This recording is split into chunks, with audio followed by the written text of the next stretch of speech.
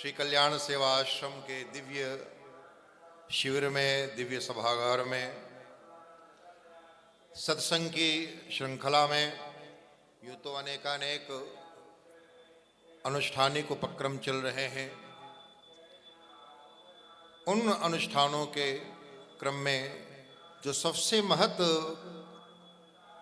क्रम है उपक्रम का, वो है भगवान की कथा कथन और श्रवण का, सत्संग का। ये बड़े भाग्य से मिलता है। भाग्योदयेन बहुजन्म समर्जितेन सत्संगमंच लभते पुरुषो यदा वै अज्ञान हेतु कृत मोह मदांधकारनाशं विधाय हि तदोदयते विवेकः। बड़े भाग्य से हमें सत्संग मिलता है और वो सत्संग हमें प्राप्त हो रहा है। सद्गुरुदेव भगवान की कृपा है, परमात्मा की कृपा है, हमारे पुरखों और पितरों की कृपा है। जन्माद्य से बहती अनुकंपा का परिणाम है कि हमें सत्संग प्राप्त हो रहा है, भगवान की कथा प्राप्त हो रही है।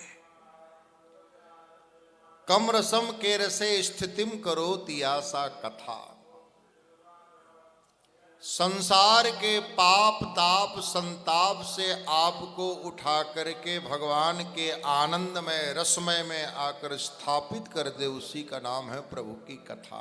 आपके जीवन में शांति और शीतलता की स्थापना कर दे, उसी का नाम है प्रभु की कथा। आपके अस्त व्यस्त चित्त को सुविन्यस्त कर दे, उसका नाम है भगवान की कथा। देखिए, पैसे से सुविधा खरीदी जा सकती है, पैसे से व्यवस्था बनाई जा सकती है, पैसे से वातानुकूलित न जाने किस प्रकार के अलंकारों से सज्जित आप कक्ष अपना भवन तैयार कर सकते हैं, लेकिन महाराज पैसे से शांति नहीं खरीदी जा सकती। पैसे से वो सुख नहीं प्राप्त किया जा सकता जो निरपेक्ष हो, वस्तुओं और व्यक्तियों पर आश्रित न हो। वो सुख, वो शांति केवल सत्संग से और भगवान की कथा से। सत्संग यानी भगवान की कथा। बिनु सत्संग न हरि कथा। भाई संतों का जहां संग हो रहा है, जहां महापुरुषों का मिलन हो रहा है, जहां पर महापुरुष बैठे हैं, तो वहां क्या चर्चा होती है?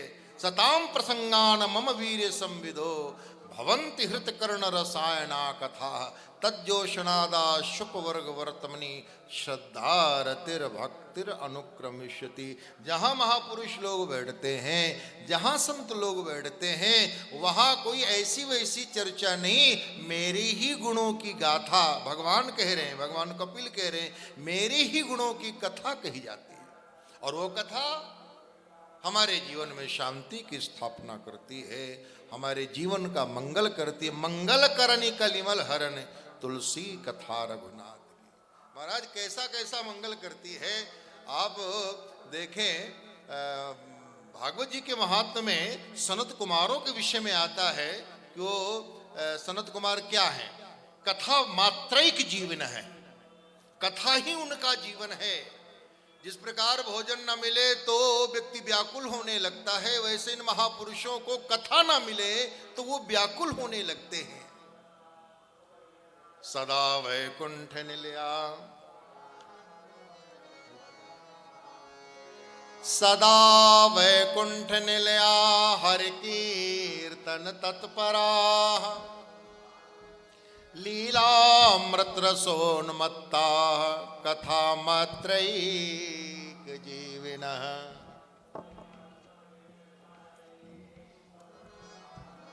सदा वैकुंठ निलया, जो नित्य निरंतर वैकुंठ में ही निवास करते हैं।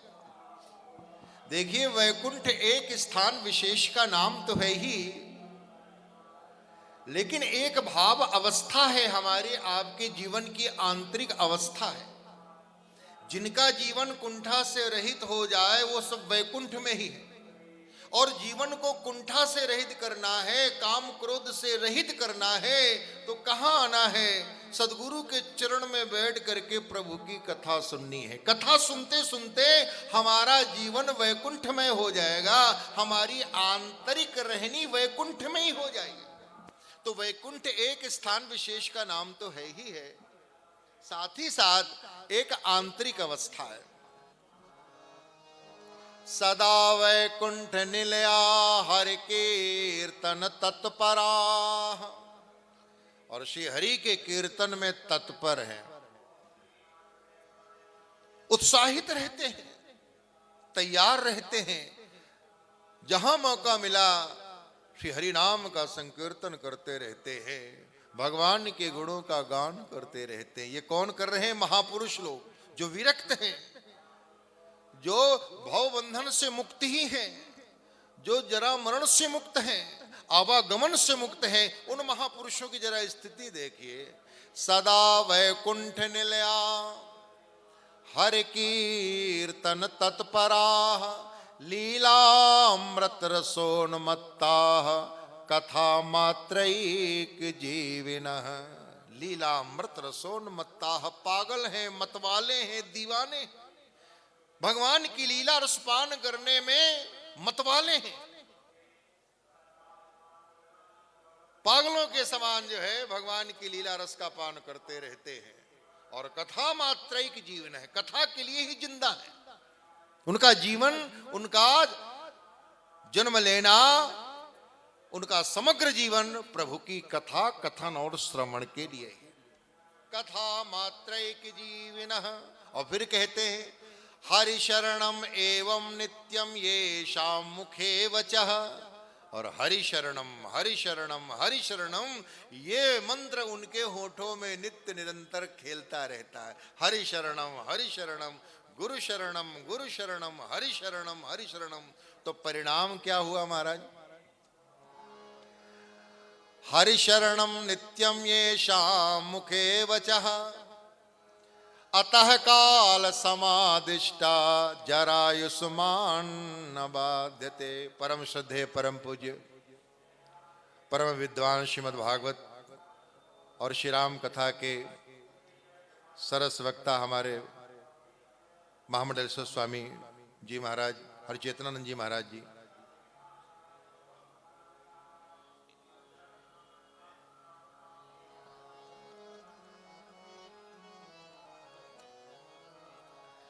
हरि शरणम एवं नित्यम येषां मुखे वचः, अतः काल समादिष्टा जरायुष्मान न बाधते। तो इतना करने का परिणाम क्या हुआ महाराज? कि काल उनकी तरफ आंख उठाकर के भी नहीं देख सकता, बुढ़ापा पास नहीं फटकता। और क्या सूत्र है? हरि शरणम एवं नित्यम येषां मुखे वचः, उनके होठों में सदैव हरि शरणम का मंत्र खेलता रहता है। कथा मात्रैक जीवन है और लीलामृत रसोन्मत्ता है। ये तीन चीजें भगवान की लीला रसपान करने में मतवाले हैं, दीवाने हैं, पागल हैं, और तो और कथा मात्रैक जीवन है। और साथ ही साथ हरि शरणम गुरु के द्वारा प्रदत्त मंत्र का नित्य जाप करते रहे। तो महाराज अतः काल समादिष्टा जरायुष्मान न बाधते। श्री राम जय राम जय जय राम जय राम। श्री राम जय राम जय जय राम। श्री राम जय राम जय जय राम। श्री राम जय राम जय जय राम। श्री राम जय राम जय जय राम। श्री राम जय राम जय जय राम। श्री राम जय राम जय जय राम। श्री राम जय राम जय जय राम। श्री राम जय राम जय जय राम। श्री राम जय राम जय जय राम। श्री राम जय राम जय जय राम। श्री राम जय राम जय जय राम। श्री राम जय राम जय जय राम। तो भगवान की कथा की बड़ी महिमा, बिनु सत्संग न हरि कथा, तेहि बिनु मोह न भाग। मोह गए बिनु राम पद हो न दृढ़ अनुराग। कितने सुंदर सुंदर सूत्र देते हैं। बिनु सतसंग न हरि कथा, तेहि बिनु मोह न भाग। ये मोह बड़ा खतरनाक है। मोह सकल व्याधिन कर मूला। जीवन को अशांत करने वाली तीन ही चीजें हैं महाराज। एक है मोह, एक है भय और एक है शोक। शोक मोह भय व्यक्ति के जीवन को अशांत कर देते हैं। जब तक हमारे जीवन में शोक है, मोह है, भय है, तब तक हमें जीवन में शांति की प्राप्ति नहीं होती। और शोक का संबंध है जो बीत गया है, और मोह का संबंध है जो वर्तमान में है, और भय है भविष्य को लेकर के, भूतकाल को लेकर के शोक होता है। जो वस्तु समाप्त हो गई है, जो व्यक्ति चला गया है, उसको लेकर के शोक होता है। और जो है वस्तु, उसको हम पकड़ना चाहते हैं, उसमें आसक्ति है। जो व्यक्ति है उसको भी हम जो है नहीं खोना चाहते। तो वर्तमान को लेकर के मोह है, और भविष्य को लेकर चिंता है कि मेरे बाद क्या होगा या मेरा क्या होगा जब मैं धरती से जाऊंगा। तो ये तीन चीजें व्यक्ति को अशांत करती, जीवन में शांति नहीं लाने देती। तो अगर इन तीनों चीजों को मिटाना है और आपको अशांत से मुक्त होना है, अपने जीवन को शांति की ओर ले जाना है, तो भगवान की कथा है। आती वो पंक्ति, यस्याम वै श्रूयमाणायाम कृष्णे परम पुरुषे भक्ति ही उत्पद्यते पुंसः शोक मोह भयापः। परमात्मा श्री कृष्ण की, पुरुषोत्तम भगवान श्री कृष्ण की कथा सुनो। चाहे मर्यादा पुरुषोत्तम प्रभु श्री राम की कथा या लीला पुरुषोत्तम भगवान श्री कृष्ण की कथा केवल सुनो। पूज्य महाराज जी यहाँ भागवतकार कहते केवल सुनो, कोई शर्त नहीं लगाते हैं। मानसकार ने तो ये शर्त लगाया कि तात सुनहु सादर मन लाई, आदर दे करके सुनो। लेकिन भागवतकार ने तो इतनी छूट दे दी है कि केवल सुनो। महाराज जी, यस्याम वै श्रूयमाणायाम, केवल सुनो। तो क्या किसको सुनो? बोले परमात्मा की कथा को सुनो। तो क्या होगा? भक्ति उत्पद्यते पुंसः, हमारे आपके हृदय में भक्ति उत्पन्न होगी, प्रभु के चरणों में प्रेम उत्पन्न होगा, और वो भक्ति शोक मोह भयापहा। भगवत कथा श्रवण करा रहे थे हमारे श्रद्धेय श्री त्रिपाठी जी, जिनमें भगवान की कथा को सुनने का महात्म्य श्रवण करा रहे थे। क्योंकि कोई भी जानकारी है, पहले हम सबसे ज़्यादा यदि जानते हैं तो कान के माध्यम से सुन करके अथवा आँख के माध्यम से देख करके जानते हैं।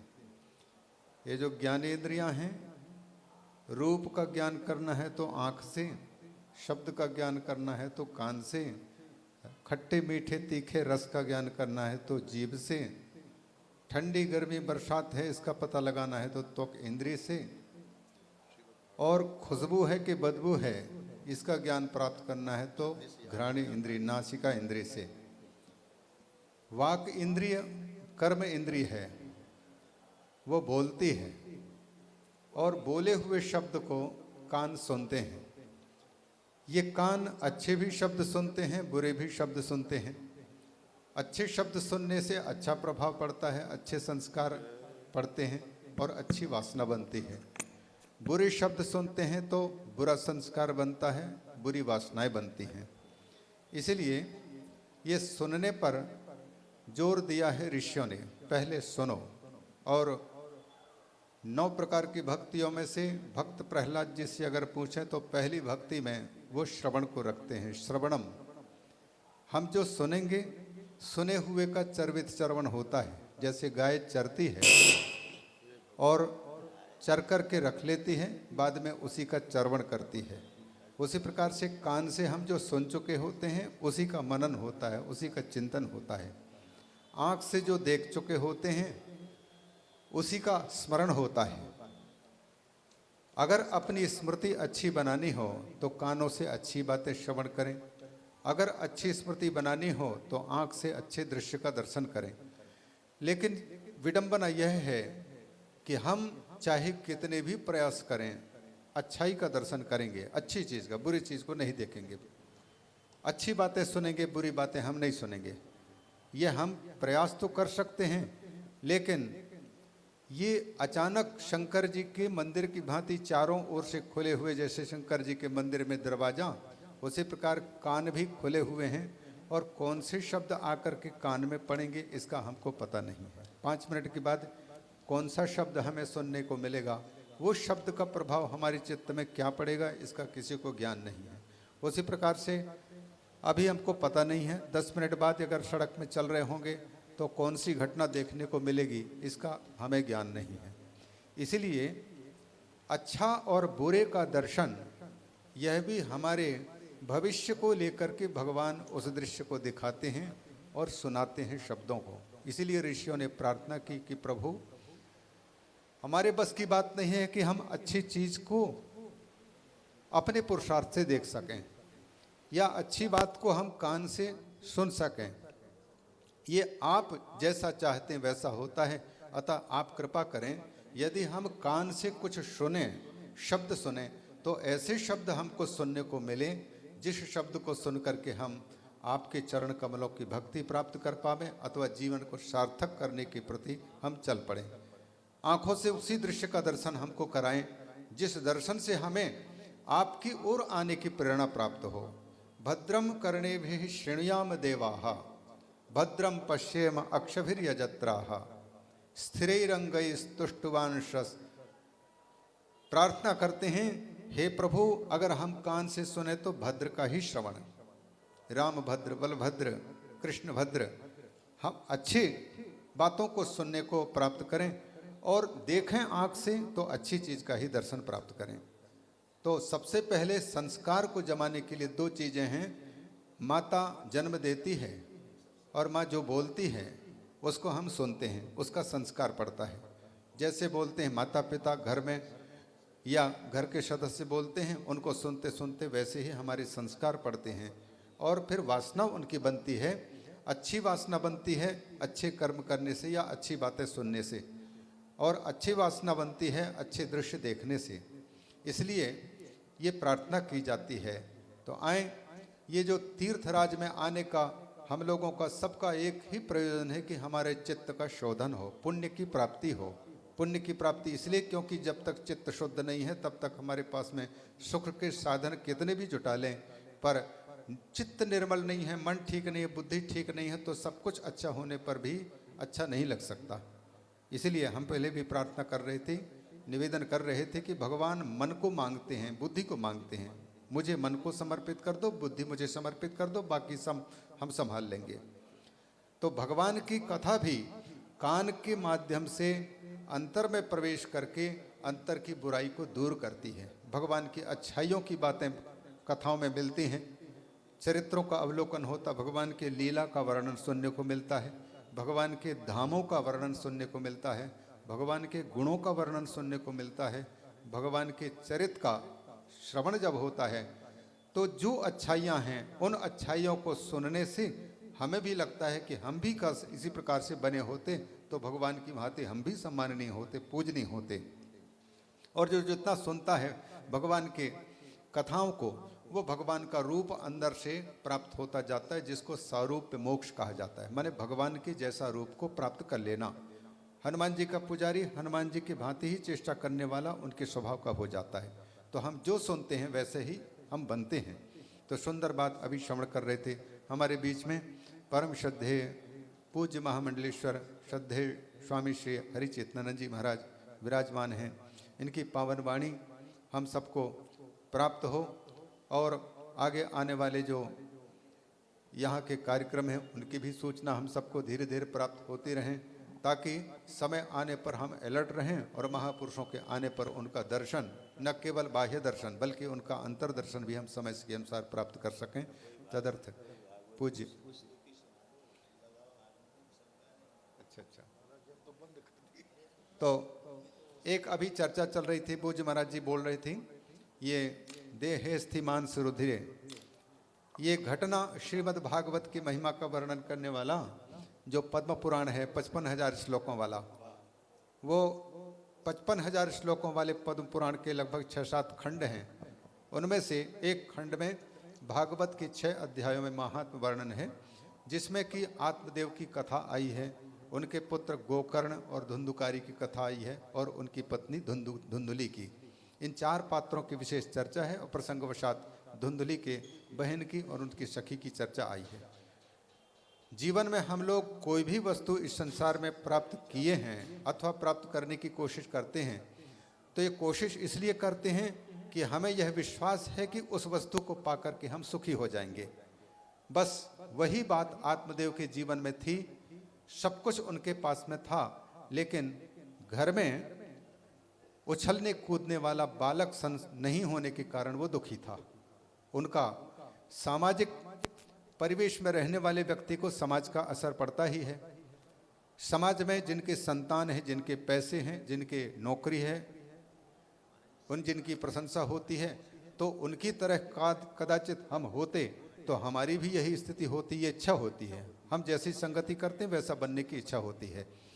तो आत्मदेव पंडित ने देखा मेरे पास में सब कुछ है, पर संतान नहीं होने के कारण जहाँ मैं जाता हूँ लोग पूछते हैं आपके बच्चे क्या करते हैं, तो उस समय मेरा लज्जा से सिर झुक जाता है।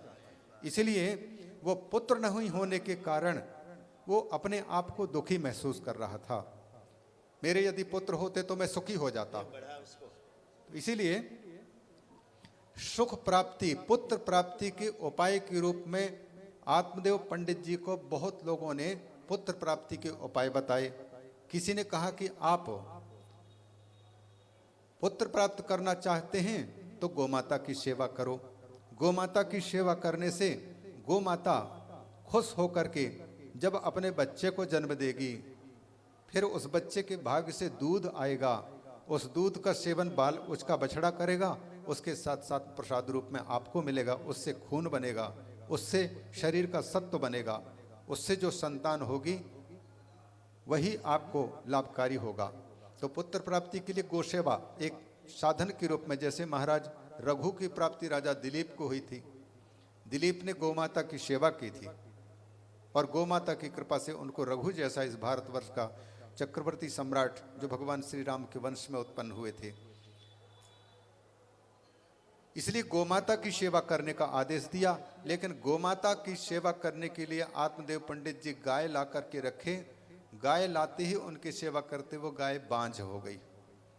किसी ने कहा कि आप पंडित जी फलदार पेड़ लगाओ, उन फलदार पेड़ों में जब फूल उगेंगे, फल लगेंगे, फिर फलों को जितने लोग खाएंगे उनके पुण्य के प्रताप से आपको पुत्र की प्राप्ति होगी।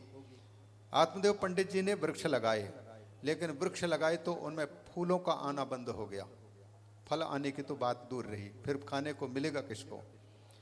किसी ने कहा पंडित जी आपके पास में बहुत धन है, आप गरीबों को बांटो, दीनहीनों को खिलाओ, तो उनके पुण्य के प्रताप से आपको पुत्र की प्राप्ति हो जाएगी। आधा धन उन्होंने धर्म के कार्यों में दूसरों की सेवा में लगा दिया, पर पुत्र उत्पन्न नहीं हुआ। जब व्यक्ति किसी चीज को पाने के लिए निरंतर प्रयासरत हो और उसका प्रयास जब असफल होता है, तो या तो उसको क्रोध की प्राप्ति होती है या तो उसको जीवन से निराशा की प्राप्ति होती है। आत्मदेव पंडित जी इतने निराश हो गए, इतना किया, लेकिन हमें कोई संतान की प्राप्ति नहीं हो रही। इसलिए अच्छा है कि समाज में मुख में दिखाऊं, मैं कहीं एकांत में जाकर के खत्म हो जाऊं, समाप्त कर लो अपने जीवन को। ये इतने बड़े पंडित जी को, जो कि कर्मकांड के बड़े विद्वान थे, शास्त्रों के ज्ञाता थे, लेकिन एक ही आग्रह कि मैं पुत्र के बिना मैं दुखी हूं, संसार की कोई वस्तु प्राप्त करके मैं सुखी हो सकता हूं, ये जो भावना है वो उसको दुखी कर रहा है। इसलिए उसने अपनी असफलता को देखते हुए यह मन में ठान लिया कि अब मैं जीवन से ही हाथ धो बैठूंगा। तो आत्महत्या करने के लिए घर से निकल पड़े थे, वन में निकल पड़े थे। लेकिन वहां पर भगवान की कृपा से एक सन्यासी बाबा आए और उनको देख करके आत्मदेव पंडित ने रोना शुरू किया।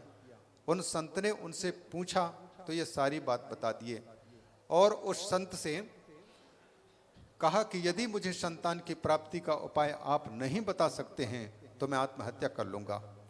संत ने कृपा करके उनको उपाय बताया, फल दिया और फल को पत्नी को खिलाने के लिए बात कही, वो सब कर लिया।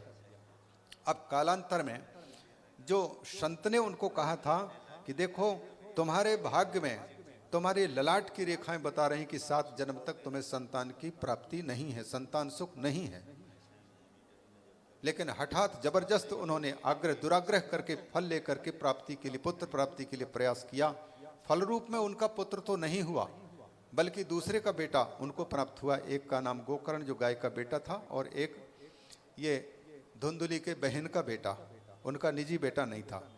उनको पाकर के अब देखो, एक व्यक्ति समझता है कि पुत्र के होने से मैं सुखी हो जाऊंगा, लेकिन इन दोनों बेटों को पाकर के एक बेटे से, गोकर्ण से जहां पर आत्मदेव प्रसन्नता की प्राप्ति कर रहे हैं, वहीं धुंधुकारी से दुखी हो रहे हैं। तो फिर पुत्र को आप सुख का कारण बोलेंगे कि दुख का कारण बोलेंगे? सुख और दुख दोनों मिलते हैं, और वास्तव में पुत्र ना तो सुख दे सकता है ना दुख दे सकता है। यह हमारी भ्रांति, हमारे किए हुए कर्मों का फल भुगाने के लिए वो निमित्त बनकर के कोई आ जाता है। घर में पति पत्नी का संबंध होता है, पत्नी पति के सुख दुख का हेतु है, उसी प्रकार से पति भी पत्नी के सुख दुख का हेतु है। और एक दूसरे को दोष लगाते रहते हैं, अपने को देख नहीं पाते कि हमारा किया हुआ ही कर्म का फल किसी को निमित्त बना करके हमें प्राप्त हो रहा है। कई प्रकार की बातें देखने में आई जब आत्मदेव पंडित देख लिए कि पुत्र की प्राप्ति होने के बाद धुंधुकारी दुख का कारण बना और गोकर्ण सुख का कारण बना। बाद में तो आत्मदेव पंडित निराश बहुत हो गए। उस समय पर गोकर्ण जी अपने पिता को समझाते हैं। यद्यपि पुत्र अपने पिता को समझाए तो पिता का यदि चित्त शुद्ध है तब तो पुत्र की बातें भी सुन लेता है। अगर पिता का चित्त शुद्ध नहीं हुआ है तो प्रहलाद जैसा पुत्र भी अपने पिता को अगर समझाने की कोशिश करेंगे तो पिता भी नहीं समझते हैं। गोकर्ण की बात आत्मदेव पंडित जी को लगती है। वो बात क्या है कि पिताजी, अभी तक आपका विचार ये था कि संसार की कोई वस्तु या पुत्र के होने से मुझे सुख की प्राप्ति हो जाएगी, लेकिन ऐसी बात नहीं है। वस्तु प्राप्त करके सुखी होने वालों को हमने देखा है, वो वस्तु जब तक है तब तक उनको सुख का एहसास होता रहता है, और वस्तु के जाते ही फिर से वो दुखी हो जाते हैं। नचेंद्रस्य सुखम अस्ति, सुख प्राप्त करने वालों में देवताओं के राजा इंद्र को भी सुख नहीं है। इस पृथ्वी का चक्रवर्ती सम्राट भी सुखी नहीं है, न सुखम चक्रवर्ती ना। तो फिर जब इस सार्वभौम सम्राट को सुख नहीं है, देवताओं के राजा को सुख नहीं है, तो सुख किसको है? इस पर गोकर्ण कहते हैं सुख यदि है तो 3 विशेषताएं जिसमें है, या तीनों में से कोई एक विशेषता भी आ जाए, वो जीवन में सुखी है। सुखम अस्ति विरक्तस्य मुनेः एकांत जीविनः, जिनके जीवन में वैराग्य है, विरक्ति है, कुछ नहीं चाह है, सुखी वो है। या तो फिर मननशील महात्मा सुखी है, बुद्धि जिनके पास में है, अच्छी मति है, वो सुखी है। तीसरा एकांत जीवी, किसी वस्तु के अधीन जीवन को ढाला नहीं, किसी व्यक्ति के सापेक्ष अपने जीवन को नहीं रखा, बल्कि अपने आप में मस्त रहना सीख लिया है, वो सुखी होता है। अगर आपको सुखी होना है तो इसके लिए आपको समझदारी से काम लेना पड़ेगा। वो समझदारी क्या है कि बस 2 चीज़ों पर बोले, ममता और अहमता की बात, क्योंकि ये दोनों ही हमको दुखी करते हैं। इसलिए महापुरुष अहमता को छोड़ने की बात करते हैं, ममता को छोड़ने की बात करते हैं। तो वही बात यहाँ पर गोकर्ण गीता में 2 श्लोकों में बताते हैं। एक श्लोक की बात कर करके पूज्य महाराज जी को माइक दूंगा। गोकर्ण जी कहते हैं ये देह है, और इस देह को मैं मानना यह अहम भाव है। ये देह कैसा है? देहे स्थिमांस रुधिरे भीमतिं त्यजत्वं जाया सुतादिषु सदा ममतां विमुच पश्यानिशं जगदिदं क्षणभंग निष्ठम वैराग्य राग रसिको भव भक्ति निष्ठः। गोकर्ण जी कहते हैं ये देह आखिर में है क्या? अस्थि मांस रुधिर का एक झुंड मात्र तो है। इसमें हड्डी है, मांस है और खून बह रहा है। बस तीन के झुंड का नाम ये देह है। और इस देह में हमने क्या कर लिया है? यह मैं हूं, इस प्रकार से भावना कर ली है। इसी को अहमता बोलते हैं, अभिमान बोलते हैं। यह अभिमान क्या करता है? इस देह की जब बीमारी होती है, कोई रोग घेरता है, तो व्यक्ति समझता है मैं बीमार पड़ गया। यह शरीर स्वस्थ होता है तो उसको लगता है कि मैं स्वस्थ हो गया। शरीर दुबला होता है तो व्यक्ति समझ लेता मैं दुबला रहा हूं। मोटा हो गया तो व्यक्ति समझता मैं मोटा हो रहा हूं। ये देह का अध्यास, देह को ही अपना स्वरूप मान लेता है व्यक्ति, उससे दुखी होता है। इसलिए इस देह अध्यास को छोड़ने के लिए गोकर्ण जी कहते हैं कि इसको मैं मानना बंद कीजिए। देहे अस्थि मांस रुधिर देहे अभिमतिम त्यजत्वम। अभिमति मतलब अभिमान, मैंपना को छोड़ दो। दूसरी बात, इस शरीर के साथ में जो जो चीजें संबंध रखते हैं उन चीजों में ममता होती है। मेरा, ये मेरी, ये मेरे, मेरा मेरा मेरी मेरे, इन शब्दों से जिनको हम कहते हैं उनमें ममता होती है। मम इदम, मम अयम, मम इयम, इस प्रकार से मेरी पत्नी, मेरा मकान, मेरी गाड़ी, मेरा पद, मेरा शरीर, इस प्रकार से जिन जिन में मेरापन है उनसे भी अपने आप को अलग करने की बात करते हैं। देहे स्थिमांस रुधिरे भिमतिम त्यजत्वम जाया स्वता दिशु सदा ममताम विमुंच। इनमें मेरापन को छोड़ो। ये मेरे न तो कभी थे, न कभी हैं, न कभी हो सकते हैं। अगर होते तो पहले भी होते, यदि होते तो बाद में भी होते।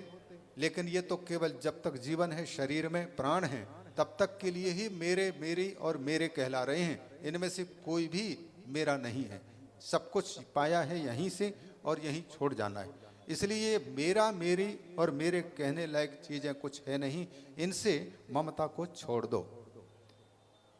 इसके साथ साथ ही वो कहते हैं पश्चानिशम जगदिदम क्षणभंग निष्ठम, प्रतिपल विचार करो। ये जो संपूर्ण शरीर है और इस संपूर्ण शरीर से संबद्ध पूरा जगत है, ये क्षणभंग है। मतलब एक क्षण के लिए भी टिकाऊ नहीं है। प्रतिपल परिवर्तनशील है, प्रतिपल बदल रहा है। हमें प्रतीत नहीं हो रहा है बचपन से लेकर के यह शरीर किस क्षण में बड़ा हुआ, किस क्षण में वृद्ध हुए हम, इसके किसी को एहसास नहीं है। कोई नहीं कह सकता कि मैं ये अमुक वर्ष में वृद्धा हुआ, अमुक वर्ष में जवान हुआ, अमुक वर्ष में मैं युवक था। ये शरीर प्रतिक्षण परिवर्तनशील है, संपूर्ण जगत। इसलिए ये टिकाऊ नहीं है, क्षणभंग है, भंगुर है। इसको रात दिन विचार करते रहें कि ये छूट रहा है, छूट जाएगा, छूट जाएगा, छूट रहा है। पश्चानिशम जगदिदम क्षणभंग निष्ठम। इसलिए क्या करना?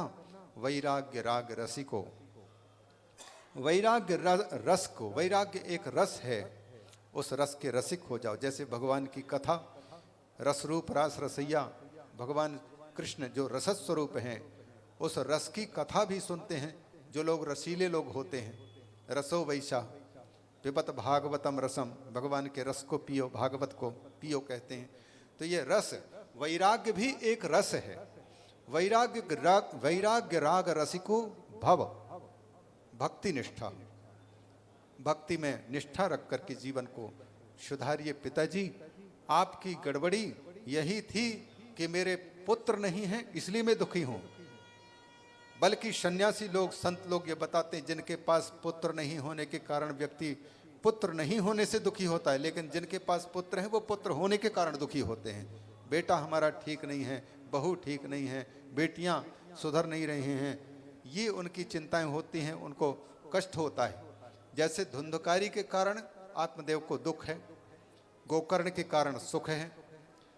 तो ऐसी स्थिति में ना तो पुत्र सुख का हेतु है न दुख का हेतु है, ये हमारी भ्रांति है। हमारे किए हुए कर्मों का फल इनको माध्यम बना करके हमको ही प्राप्त हो रहा है। संसार की प्रत्येक वस्तु, मकान भी, पुत्र भी, संबंधी भी, जो भी यहाँ प्राप्त हुआ है, प्राप्त होते समय हमें यदि उससे एक प्रसन्नता की एक गुदगुदी महसूस होती है, उस वस्तु के प्राप्त होते ही प्रत्येक व्यक्ति को यह अनुमान कर लेना चाहिए, जिस दिन ये वस्तु छूटेगी उस दिन कई गुना ये दुख दे करके जाएगी, हमें बार बार दुखी करेगी। इसलिए सुखी वह है जो वैराग्य राग का रसिक है। अतः अपने पिताजी को जो गोकर्ण जी कहते हैं, वैराग्य राग रसिको भव भक्ति निष्ठा। तो ये सब बातें पूज्य महाराज जी की इच्छा थी, इसलिए थोड़ी सी बात सुना दी। ब्राह्मण लोगों के द्वारा वैदिक मंत्रोच्चारण एवं संतों की भोजन प्रसादी की भी उचित व्यवस्था की गई है। संत यहाँ आकर बाबा जी के सानिध्य में भोजन ग्रहण कर रहे हैं और अपना आशीर्वचन बोल रहे हैं।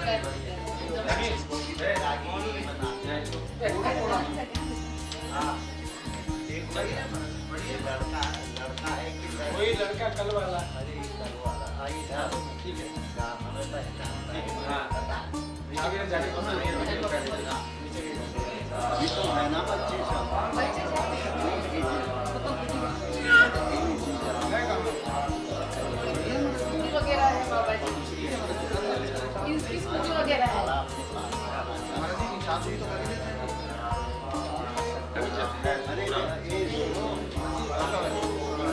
बाबा जी उनके सर पे हाथ रखना। सबको ना मानता है मानता है। आजकल बच्चों को बड़ा थोड़ा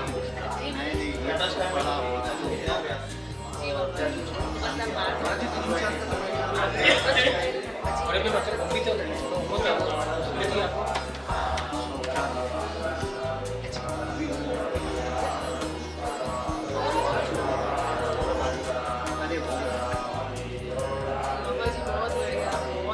जनकपुर भाषा में सिखाया नहीं, हम जो सुनाए हैं उसी भाषा में सिखाया। हम सीता जी को अग्नि में प्रवेश नहीं कराए।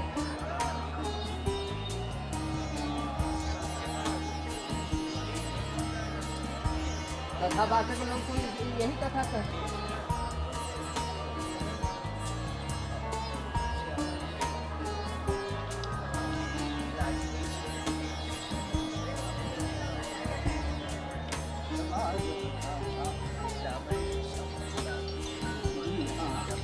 चार 250 किताब ये हम सीतामढ़ी जंक्शन में तक नहीं जाड़ा का मौसम हमको अभी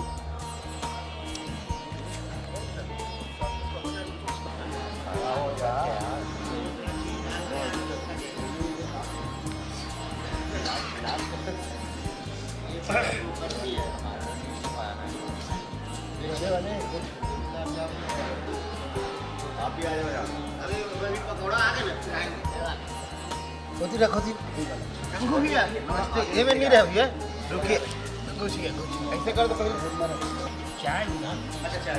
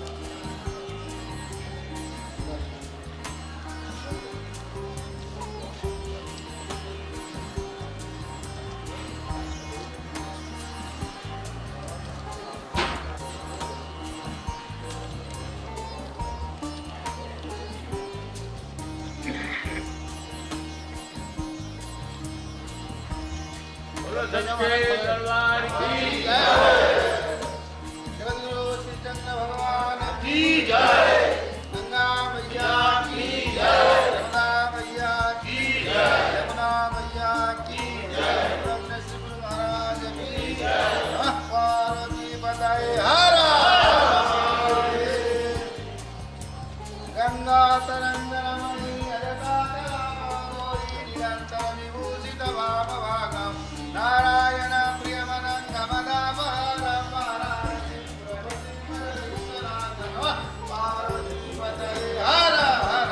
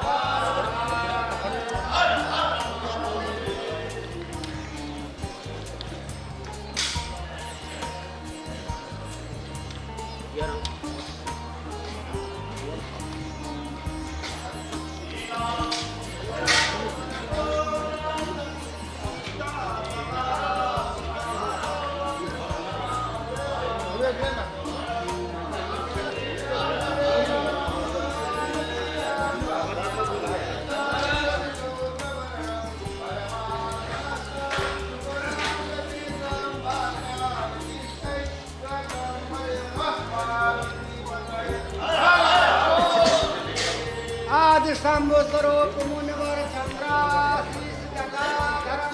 आज कल्याण सेवा आश्रम शिविर में हमारे देवांग भाई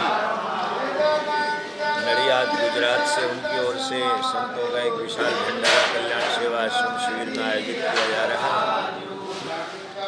कुंभ मेला शिविर में निरंतर 1 महीने तक ये अन्न क्षेत्र संतों का भक्तों का हजारों संत हजारों भक्त प्रतिदिन यहाँ भोजन प्रसाद ले रहे हैं और उसी क्रम में प्रतिदिन भक्तों की ओर से भंडारे आयोजित किए गए हैं। मैं कल्याण सेवा आश्रम की ओर से पूज्य बाबा जी की ओर से और अपनी ओर से देवांग भाई को उनके परिवार को के लिए हम संगम तीरे गंगा यमुना सरस्वती के चरणों में प्रार्थना करते हैं कि उनके परिवार में मंगल हो। जब भी कल्याण सेवा आश्रम के द्वारा कोई विशेष कार्यक्रम कोई विशेष उत्सव रखा जाता है उसमें देवांग भाई की उनके परिवार की बहुत बहुत सेवा रहती है। उनके पूज्य पिताजी इंदु भाई भी कल्याण सेवा आश्रम से जुड़े हुए थे और उन्हीं के पद चिन्ह पर देवांग भाई चल रहे हैं। उनको बहुत बहुत आशीर्वाद, बहुत बहुत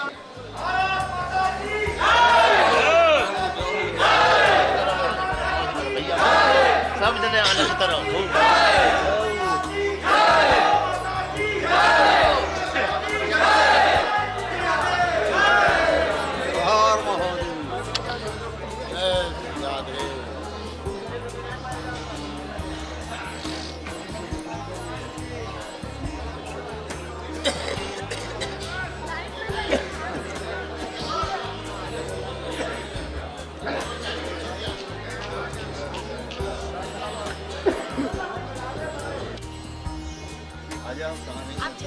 नहीं अरे दो इसका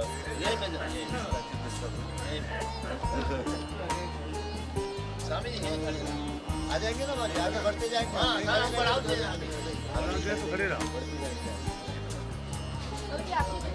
अरे तुम इसका चिन्ह है हमने लगना तुमको है नहीं बाबा जी दे दीजिए सेम बात